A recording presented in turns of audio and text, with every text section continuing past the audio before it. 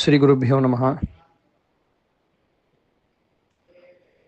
பகவத்கீதையினுடைய 2வது ஸ்லோகம், அர்ஜுன விஷாத யோகத்தில் 2வது ஸ்லோகம். சஞ்சய உவாச்ச திருஷ்ட்வா து பாண்டவானீகம் வியூடம் துரியோதனஸ்ததா ஆச்சார்யமுபசங்கம்ய ராஜா வச்சனமப்ரவீத். போன ஸ்லோகத்தில் திருதராஷ்டிரன் சஞ்சயன் பார்த்து கேட்டார். சஞ்சயன் பதில் சொல்லணும் அப்படின்னு இருந்தது. தர்மக்ஷேத்திரமான குருக்ஷேத்திரத்தில் யுத்தத்துக்காக சேர்ந்த என் மக்களும் பாண்டு மக்களும் என்ன செய்கிறார்கள் அப்படின்னு கேள்வி. அதற்கு பதிலாக சஞ்சயன் சொல்ல தொடங்குகிறார். சஞ்சயன் அரண்மனையில் இருந்துட்டே போர்க்களத்தை பார்க்கிறார். அவருடைய ஞான திருஷ்டிலேருந்து சொல்ல தொடங்குகிறார் அப்படின்னு பகவத்கீதை ஆரம்பிக்கிறது. இப்போ அந்த போர்க்களத்தில் ஒரு பக்கம் கௌரவ சேனையும் இன்னொரு பக்கம்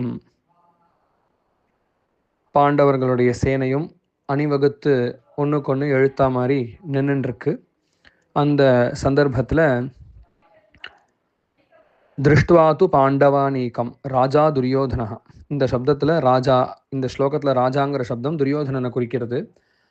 அவருக்கு தான் அடுத்த பட்டாபிஷேகம் பண்ணி வச்சிருக்கா. அப்படிங்கிறதுனால துரியோதனனான இந்த ராஜா அவர் பாண்டவானீகம் திருஷ்டுவா, பாண்டவர்களுடைய அனீகம்னு சொன்னால் சேனை, பாண்டவர்களுடைய சேனையை பார்த்துவிட்டு திருஷ்டுவாத்து பாண்டவானீகம் ராஜா துரியோதனஸ்ததா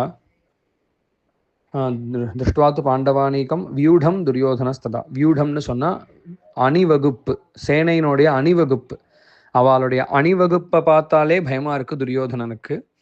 ஸோ வியூடம் துரியோதனானவர் ததா அப்பொழுது ஆச்சாரியம் உபசங்கம்ய, ஆச்சாரியனார துரோணாச்சாரியர் அவரிடம் ராஜாவான துரியோதனன் வச்சனமப்ரவீத், பேசத் தொடங்கினார் அப்படின்னு இந்த ஸ்லோகத்துக்கு அர்த்தம். ஸோ சஞ்சயன் திருதராஷ்டிரனுக்கு பதில் சொல்கிறார்.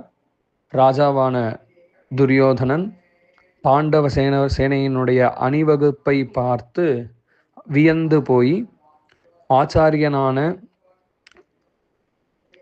துரோணரிடத்தில் பேசத் தொடங்குறார் அப்படின்னு இந்த ஸ்லோகத்துக்கு அர்த்தம். நமஸ்காரம்.